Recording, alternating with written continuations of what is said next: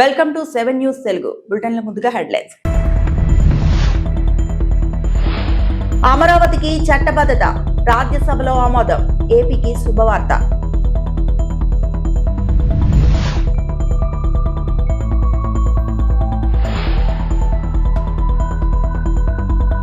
ఇంధన సరఫరాపై ఆందోళన అవసరం లేదు, కేంద్రం స్పష్టం.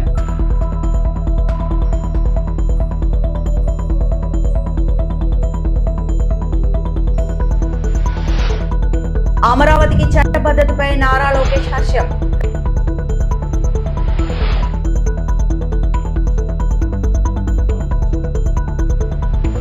ఆంధ్రప్రదేశ్ రాజధానిగా అమరావతికి చట్టపరమైన భరోసా కల్పిస్తూ ప్రవేశపెట్టిన ఆంధ్రప్రదేశ్ పునర్విభజన చట్ట సవరణ బిల్లుకు మూజువాణి ఓటుతో బిల్లుకు రాజ్యసభ ఆమోదం తెలిపింది. అంతకుముందు కేంద్ర హోంశాఖ సహాయ మంత్రి నిత్యానంద రాయ్ ఈ బిల్లును ప్రవేశపెట్టారు.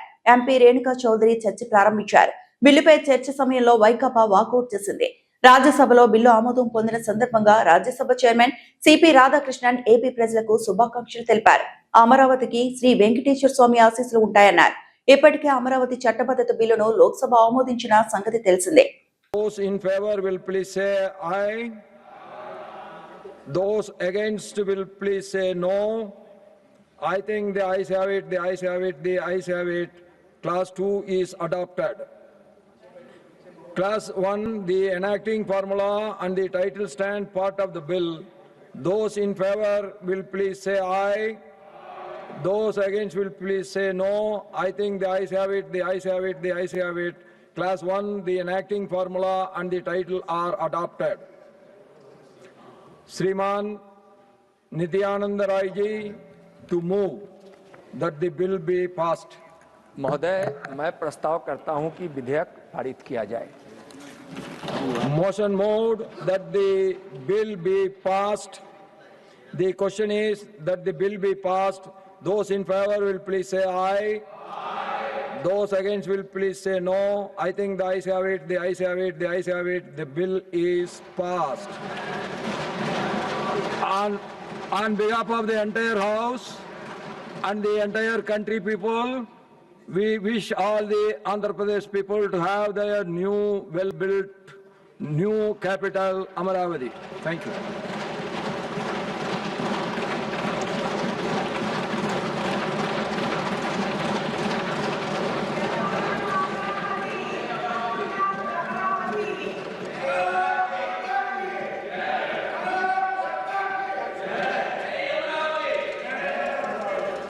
Lord Venkateswara bless all the Andhra Pradesh people with their new capital.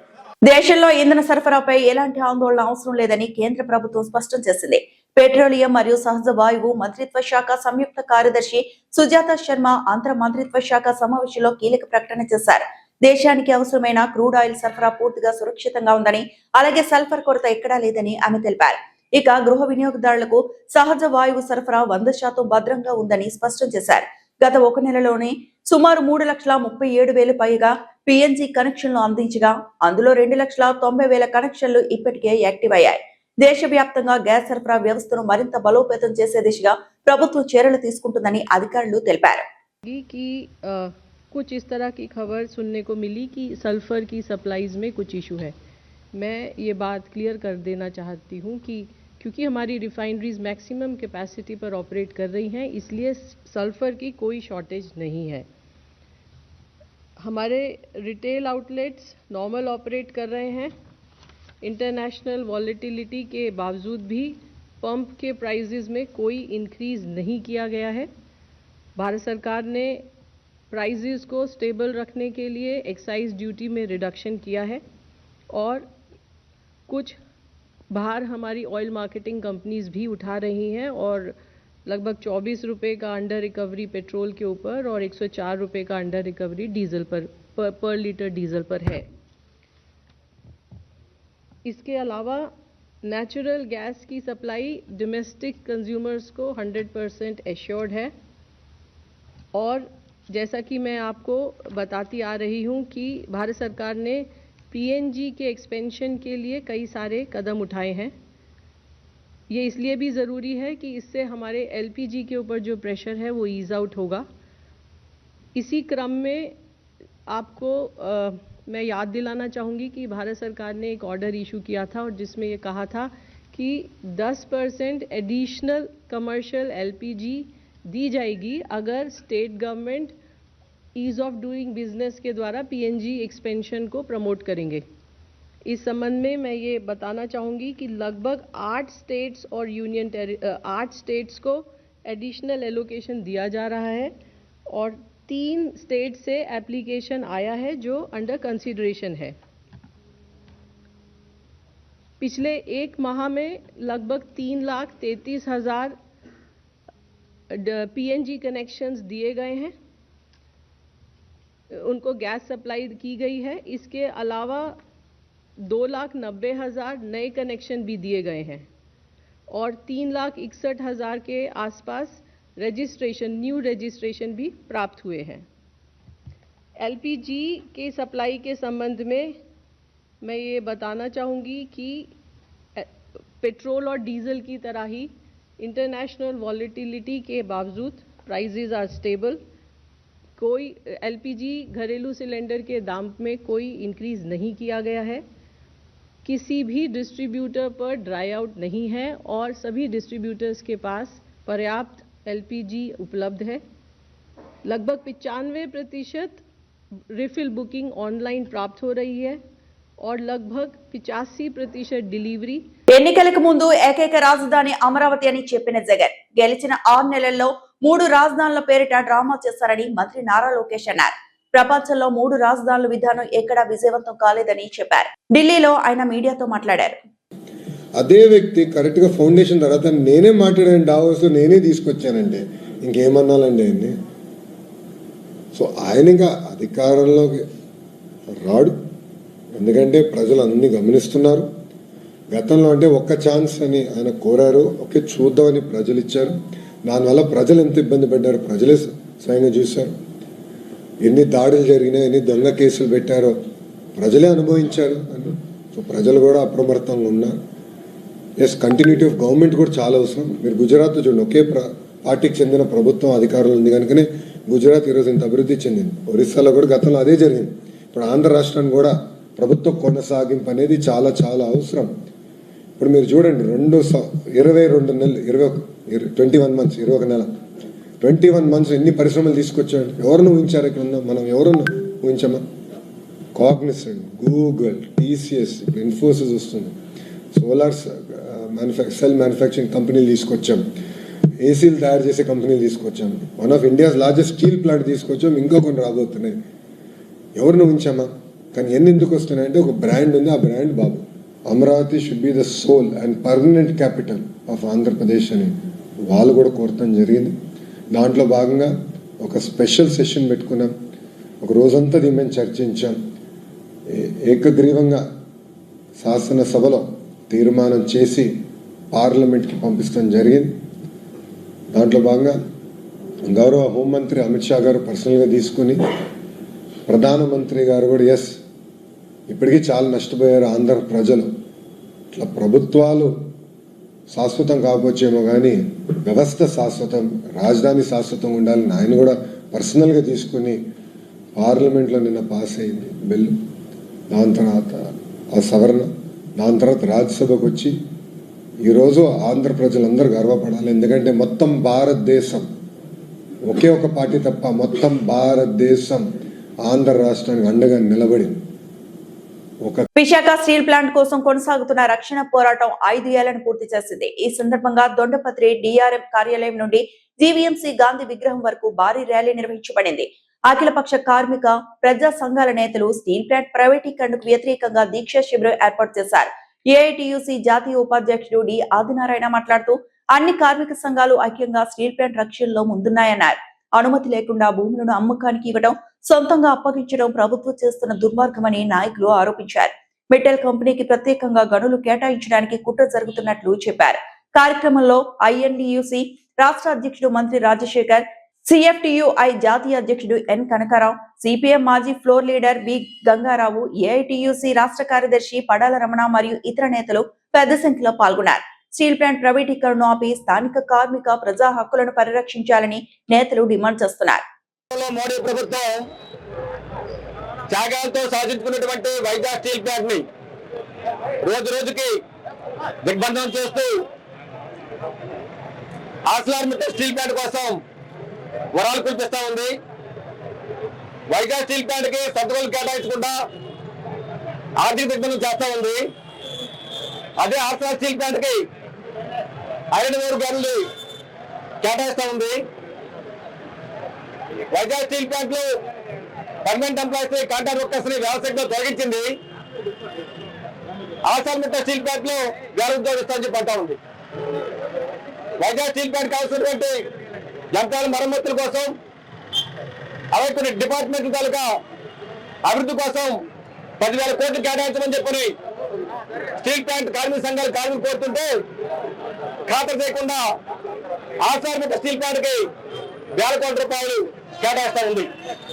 ఇది ఒక ప్రభుత్వ రంగ సంస్థ కేంద్ర రాష్ట్ర ప్రభుత్వాలకి ఇంతవరకు 54,000 కోట్ల రూపాయలు పనులు డివిడెండ్ చెల్లించిన సంస్థ, 1,00,000 మందికి ప్రత్యక్షంగా పరోక్ష రూపాయలు కల్పిస్తున్న సంస్థ, ఈ రాష్ట్రం ఈ జిల్లా అభివృద్ధి కీలక పాత్ర పోషించినటువంటి వైజాగ్ స్టీల్ ప్లాంట్ ని ఆర్థిక చర్యలు దెబ్బతీస్తూ ఆర్సిలర్మిట్టల్ స్టీల్ ప్లాంట్ కి ఊడిగం చేస్తా ఉంది. ఈ దుర్మార్గ విషయం, దీన్ని అఖిలపక్ష కార్మిక సంఘం ప్రజాసంఘం తీవ్రంగా ఖండిస్తా ఉంది. రాష్ట్ర ప్రభుత్వం విశాఖ ఉక్కు ఆంధ్రప్రదేశ్ నియోజకవర్గ పోరాటానికి సాధించుకున్నటువంటి వైజాగ్ స్టీల్ ప్లాంట్ ని రక్షించకుండా ఆర్సిలర్మిట్టల్ ఊడిగం చేయాలని కూడా మా తీవ్రంగా ఖండిస్తా ఉంది. ఎప్పటికైనా సరే మీరు వైజాగ్ స్టీల్ ప్లాంట్ సొంతగోలు కేటాయించండి. అక్రమంగా తొలగిన కాంట్రాక్ట్ కార్మికులను విధుల్లో తీసుకోవాలి, నిర్మాణ ఉద్యోగాలు ఇవ్వాలి, ఆర్థిక ప్యాకేజీ మరో 10,000 కోట్ల రూపాయలు కేటాయించాలి. దీంతో పాటు యంత్రాల మరమ్మతులు చేయించాలి, నూతన యంత్రాలు ఏర్పాటు చేయాలని చెప్పి జేఏసీకి డిమాండ్ చేస్తున్నాం. మా జేఏసీ శిబిరం ఏర్పాటు చేసి వాటికి 5 సంవత్సరాలు పూర్తవుతూ ఉంది. ఈ పోరాటం ఉద్యోగం కోసం మేము పూనుకుంటూ ఉన్నాం. కేంద్ర ప్రభుత్వం గారి చర్య చేపట్టకపోతే, కోడే ప్రభుత్వం చర్య తీసుకోకపోతే ఖచ్చితంగా మా పోరాటాన్ని ఉధృతం చేస్తామని చెప్పి మీద హెచ్చరిస్తాం. కొమరంభీం జిల్లా సిర్పూర్ ఆసిఫాబాద్ లోని కనికి గ్రామంలో కౌటాల సర్కిల్ ఇన్స్పెక్టర్ సంతోష్ కుమార్ ఆధ్వర్యంలో కమ్యూనిటీ కాంట్రాక్ట్ కార్యక్రమం నిర్వహించారు. సుమారు 200 మంది గ్రామస్తులు పాల్గొన్న ఈ కార్యక్రమంలో గుడుంబ వినియోగం, సైబర్ మోసాలు, గేమింగ్ వ్యసనం, రోడ్డు భద్రతపై అవగాహన కల్పించారు. ఒక్క గుడుంబ కేసు నమోదు చేసి 5 లీటర్ల మద్యం స్వాధీనం చేసుకున్నారు. వాహన తనిఖీల్లో 70 వాహనాలను పరిశీలించి నిబంధనలు ఉల్లంఘించిన వారిపై జరిమానాలు విధించారు. గ్రామస్తులు పోలీసుల కార్యక్రమాన్ని అభినందించారు. గుడాంబ పట్ల దూరంగా ఉండండి. దీనివల్ల అనేక దుష్పరిణామాలు ఉన్నాయి. చాలా మంది చిన్న వయసులోనే చనిపోవడం వల్ల పెళ్ళైన వాళ్ళు విడవలుగా మారుతున్నారు. అలాగే 80 సంవత్సరాలు 70 సంవత్సరాలు బతకాల్సిన వాళ్ళు కూడా 40-50 ఏళ్ళకి చనిపోతున్నారు. దయచేసి మీరు అందరూ కూడా ఈ గుడాంబకు దూరంగా ఉండండి. శ్రీకాళహస్తిలో పేదల నివాస స్థలాల కోసం సిపిఐ నిరసన. గత ఎన్నికల్లో ఇచ్చిన హామీలను అమలు చేయాలని డిమాండ్ చేస్తూ శ్రీకాళహస్తిలో సిపిఐ నేతలు ప్రభుత్వం ముందు నిరసన దీక్షలు చేపట్టారు. గ్రామాల్లో 3 సెంట్లు, పట్టణాల్లో 2 సెంట్లు అర్హులైన పేదలకు ఇళ్ల స్థలాలను కేటాయించి ప్రభుత్వమే ఇల్లు నిర్మించాలి అని కోరారు. సిపిఐ పట్టణ కార్యదర్శి గోపి మాట్లాడుతూ, కేంద్రంలో నరేంద్ర మోదీ, రాష్ట్రంలో చంద్రబాబు పేదల సంక్షేమ హామీలు ఇచ్చినప్పటికీ వాటిని నెరవేర్చలేదని అన్నారు. ఇప్పటికీ నివాస స్థలాల కోసం నిరుపేదలు ఇబ్బందులు ఎదుర్కొంటున్నారని, ప్రభుత్వం తక్షణమే హామీ ప్రకారం ఇంటి స్థలాలను కేటాయించాలని చెప్పారు. నిరసనలో సీఎం ఆఫీస్ అనిల్ కుమార్ కు వినతి పత్రం అందజేశారు. ఈ కార్యక్రమంలో కత్తి రవి, శివకుమార్, రాజయ్య, ముని, నిరంజన్, వెంకటమ్మ, మోహన్, అంకయ్య తదితరులు పాల్గొన్నారు. సిపిఐ అధికారులు సమస్యల పరిష్కారం కాకపోతే రాబోయే రోజుల్లో రాష్ట్ర వ్యాప్తంగా పెద్ద ఎత్తున నిరుపేదలతో నిరసనలు చేపడతామని హెచ్చరించారు. భారత కమ్యూనిస్ట్ పార్టీ వర్ధిల్లాలి, భారత కమ్యూనిస్ట్ పార్టీ. నిరుపేదలను కొంచెం ఆదుకోవాలని కోరుకుంటాం.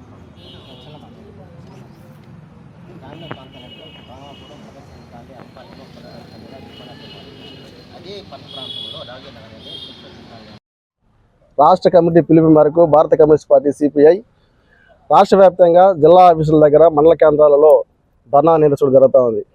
గత ప్రభుత్వం నుంచి మేము ఇళ్ల స్థలాలు ఇవ్వాలని, ఇల్లు కట్టించాలని చెప్పేసి ధర్నాలు నిర్వహిస్తూ ఉన్నాం. అప్పుడు మేము వైఎస్ఆర్సీపీ పార్టీలు ఎప్పుడు ధర్నాలు చేసేటప్పుడు ఇదే కూటమి ప్రభుత్వము, ఇదే తెలుగుదేశం పార్టీ వీళ్ళంతా మాకు మద్దతు చేశారు. ఏమని, మీతో పాటు మేము కూడా మద్దతు చేసి అదేవిధంగా 5 లక్షల రూపాయలు ఇంటి స్థలాలు 2 సెంట్లు 3 సెంట్లు ఇవ్వాలనేసి వీళ్ళు కూడా మాతో కూడా ధర్నాలు పాల్గొన్న వాళ్ళు. ఇప్పుడు ప్రభుత్వం వచ్చిన తర్వాత వీళ్ళు వచ్చి 2 సంవత్సరాలు పూర్తి అవుతున్నప్పటికీ గ్రామీణంలో 3 సెంట్లు, పట్టణాల్లో 2 సెంట్లు ఇవ్వాలనేసి ఇప్పటికీ ఎన్నోసార్లు ఎంఆర్ఓ గారికి కానీ, జిల్లా కలెక్టర్ కానీ మేము ఇస్తూనే ఉన్నాం, అర్జీలు ఇస్తూనే ఉన్నాం, చూస్తున్నారు, పోతున్నారు కానీ పట్టించుకునే పనులు పోతా ఉంది. ఇదే విధంగా వ్యవహరిస్తే ఈసారి రాబోయే రోజుల్లో అందరినీ పేదలందరినీ కూడగట్టుకొని జిల్లా ఆఫీసుల దగ్గర మండల ఆఫీసుల దగ్గర ధర్నాలు నిర్వహించడానికి సిద్ధంగా ఉండని చెప్పేసి భారత కమ్యూనిస్ట్ పార్టీగా అనకాపల్లి జిల్లాలోని దేవరపల్లి మండలంలో తాగునీటి సమస్య తీవ్ర రూపం దాల్చింది. చింతలపూడి పంచాయతీ పరిధిలో మదనగర్వు గ్రామానికి చెందిన గిరిజనులు త్రాగునీటి కోసం కిలోమీటర్ల దూరం నడవాల్సిన పరిస్థితి నెలకొంది. మమ్మల్ని మనుషులుగా చూసి మంచినీళ్ల సౌకర్యం కల్పించండి అంటూ వారు అధికారులను వేడుకుంటున్నారు. అనకాపల్లి జిల్లా దేవరపల్లి మండలం మదనగర్వు గ్రామంలో తాగునీటి కొరత గిరిజనులు తీవ్ర ఇబ్బందులకు గురిచేస్తోంది. గ్రామానికి సమీపంలో తాగునీరు వనరులు లేకపోవడంతో గిరిజనులు కిలోమీటర్ల దూరంలో ఉన్న గడ్డల వద్ద నుంచి ఊట నీటిని తెచ్చుకొని జీవనం సాగిస్తున్నారు. వేసవి కాలం దగ్గర పడుతుండటంతో ఈ సమస్య మరింత తీవ్రంగా మారే అవకాశం ఉందని వారు ఆందోళన వ్యక్తం చేస్తున్నారు. అధికారులు వెంటనే స్పందించి శాశ్వత పరిష్కారం కల్పించాలని గిరిజనులు డిమాండ్ చేస్తున్నారు. మంచినీళ్ళు ఇవ్వండి, పవన్ కళ్యాణ్ గారు మంచినీళ్ళు ఇవ్వండి, జిల్లా కలెక్టర్ గారు మమ్మల్ని మనుషులుగా గుర్తించి మంచినీళ్ళ సౌకర్యం కల్పించండి, జిల్లా కలెక్టర్ గారు మమ్మల్ని మంచినీళ్ళ సౌకర్యం కల్పించండి, జిల్లా కలెక్టర్ గారు మమ్మల్ని మనుషులుగా చూసి మంచినీళ్ళ సౌకర్యం కల్పించాలి, జిల్లా కలెక్టర్ గారు మమ్మల్ని మనుషులుగా చూసి మంచినీళ్ళ సౌకర్యం కల్పించాలి, చంద్రబాబు నాయుడు గారు మాకు మంచినీళ్ళ సౌకర్యం కల్పించి మనుషులుగా గుర్తించండి, చంద్రబాబు నాయుడు గారు మమ్మల్ని మనుషులుగా చూసి మంచినీళ్ళ సౌకర్యం గుర్తించండి. ఇక్కడ చిన్నపిల్లలతో సహా గిరిజనులందరూ కూడా నిరసన తెలియజేయడం జరుగుతూ ఉంది. దీని మీద వెంటనే ప్రభుత్వం స్పందించి జిల్లా కలెక్టర్ గారు స్పందించి వేసవి కాలం చాలా తీవ్రంగా ఉంది, గడ్డలు ఆరిపోతూ ఉన్నాయి, చిన్న ఓటు నీటిలోనే నీళ్లు తాగి వీళ్ళు జీవనం సాగించి వీళ్ళు అనారోగ్యాలు పాలైపోయి తీవ్రమైనటువంటి ఇబ్బందులు పడినటువంటి పరిస్థితి ఈరోజు ఉంది. వీళ్ళు తినడానికి ఇక్కడ చూస్తే కనీసం పంటలు కూడా సక్రమంగా పండే పరిస్థితి లేదు, తినడానికి తిండి లేదు. ఈ సంవత్సరం జీడి తోటలన్నీ కూడా పూర్తిగా పోయే ఎలా బతకాలని చెప్పేసి వీళ్ళు మొన్నే వలస కార్మికులుగా ఇక్కడికి వచ్చారు. వీళ్ళందరికీ ఉపాధి పనులు కూడా సక్రమంగా చెప్పట్లేదు. ఉపాధి పనులైనా మాకు పనులు కల్పించండి అని చెప్పేసి రెండు చేతులు ఎట్టి జోడించి చిన్నపిల్లల సహా ఏడుస్తూ ఉన్నారు. జిల్లా కలెక్టర్ గారు వెంటనే స్పందించండి. పవన్ కళ్యాణ్ గారు మీరు ఎక్కడ ఏసీ రూముల్లో కూర్చొని అడవి తల్లి బాట పడడం కాదు, ఇలాంటి గ్రామాలు సందర్శించండి, ఈ గ్రామాలు చూడండి, మీరు చూసి వీళ్ళకి మంచినీళ్ళ సౌకర్యం కల్పించండి అని చెప్పేసి మేము అడుగుతూ ఉన్నాం. కాబట్టి ఇక్కడ గెట్ నుండి దాదాపు 2 కిలోమీటర్లు ఈ గ్రామానికి మంచినీళ్ళు తెచ్చుకొని ఊట నీళ్ళు వీళ్ళు బతుకుతూ ఉన్నారంటే వీళ్ళు మనుషులా లేకపోతే అడవిలో జంతువులుగా మీరు చూస్తుంటారా అని చెప్పేసి మేము అడుగుతూ ఉన్నాం. ఈ జిల్లా ఉన్నటువంటి కలెక్టర్ గారు కానీ ఇక్కడ ఉన్నటువంటి ఆర్డబ్ల్యూఎస్ అధికారులు కానీ ఏం చేస్తుంటారని చెప్పేసి మేము ప్రశ్నిస్తూ ఉన్నాం.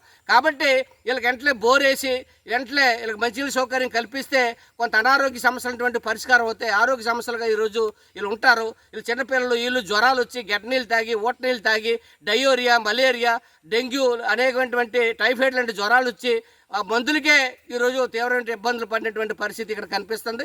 అందుకని ఈ గిరిజనులు ఆదుకోవాల్సినటువంటి బాధ్యత ఈ ప్రభుత్వం మీద ఉంది. గిరిజనుల కోసమే నేను అడుగుబాట పట్టాను. నేను జనసేన పార్టీని ఆవిర్భావం కూడా నేను గిరిజనులనే జరుపుకుంటాను గొప్పలు చెప్పుకున్న పవన్ కళ్యాణ్ గారు ఈరోజు గిరిజన గ్రామాలను గుర్తించకపోవడం దుర్మార్గం, అన్యాయం, ఘోరం, నేరం. కాబట్టి ఇటువంటి గ్రామాల మీద వెంటనే స్పందించి యుద్ధ ప్రాతిపదిక మీద ఈ గిరిజన గ్రామాలకి మంచినీళ్ళ సౌకర్యం కల్పించి వెంటనే ట్యాంకర్ల ద్వారా ముందు నీళ్ళు అందించి వెంటనే బోరేసి వెంటనే రిగ్గి ఇక్కడ పంపించి వెంటనే వీళ్ళకి మంచినీళ్ళ సౌకర్యం కల్పించకపోతే మేము ఈ గిరిజనుల తరపున ఉండి నిలబడి పోరాడి వచ్చిన 2వ తారీఖున జిల్లా కలెక్టర్ ఆఫీస్ దగ్గర పెద్ద ఎత్తున వీళ్ళందరినీ తీసుకొస్తే జిల్లా కలెక్టర్ గారు అక్కడ సమాధానం చెప్పాల్సి వస్తుంది. వీళ్ళకి ఏమన్నా ఇక్కడ జరిగితే వీళ్ళకి మంచినీళ్ళ వల్ల అనారోగ్యాల సమస్యలు వస్తే దీనికి ప్రభుత్వమే బాధ్యత వహించవలసి వస్తుంది. గిరిజనులు ఒక్క గ్రామం ఉన్నా మీరు మంచినీళ్ళు ఇస్తామని చెప్పినటువంటి మాట నిలబెట్టుకోవట్లేదు. కూటమి ప్రభుత్వం మాటల ప్రభుత్వం అన్నారు, కానీ చేతల ప్రభుత్వం కాదు. ఇది చేతల్లో ఇది చూపించట్లేదు. ఇది అత్యంత దుర్మార్గమైనటువంటి చర్య. కాబట్టి వెంటనే వీళ్ళందరికీ కూడా మంచినీళ్ళ సౌకర్యం కల్పించి గిరిజనులు ఆదుకోవడం ద్వారా మీ ప్రభుత్వానికి మనుగడ ఉంటుంది, లేకపోతే పతనం అయిపోతాయి, గిరిజనులకు అన్యాయం చేసిన వాళ్ళు అవుతారు. కాబట్టి దీన్ని అర్థం చేసుకొని వెంటనే గిరిజన గ్రామాలకి మంచినీళ్ళ సౌకర్యం కల్పించాలని చెప్పేసి మదనగర్వు గిరిజనుల తరపున నేను సిపిఎం పార్టీగా ఈ ప్రభుత్వాన్ని అధికారులు డిమాండ్ చేస్తా ఉన్నాను. ఈ వార్తలు ఇంతటితో సమాప్తం.